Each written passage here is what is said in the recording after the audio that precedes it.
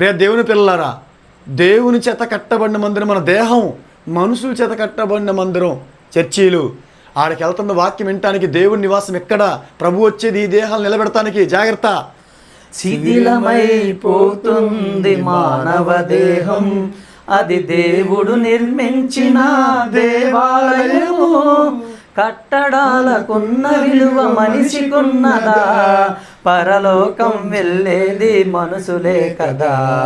తిరిగి కట్టండి చితికిన బ్రతుకు, నిలవబెట్టరండి దేవుని కొరకు.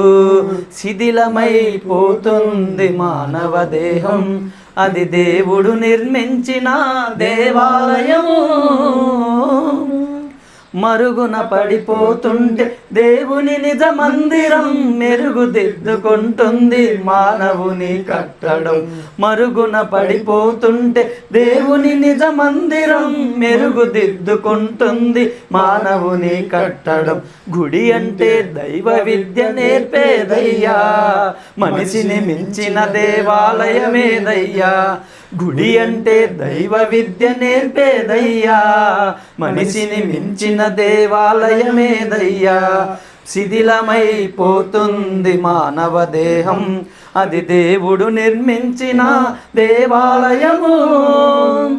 గెరాసేల దేశములో ఒకడున్నాడు, బ్రతికి ఉండగానే వాడు శ్మశానం చేరాడు. గెరాసేల దేశములో ఒకడున్నాడు, బ్రతికి ఉండగానే వాడు శ్మశానం చేరాడు. శిథిలమై పోయిన వాని బ్రతుకును పదిలముగా చేసి యేసు నిలువబెట్టెను.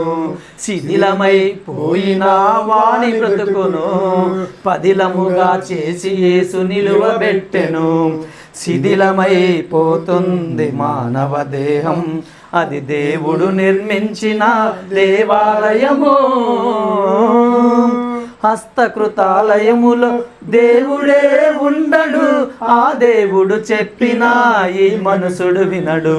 హస్తకృతాలయములో దేవుడే ఉండడు, ఆ దేవుడు చెప్పినా ఈ మనుషుడు వినడు.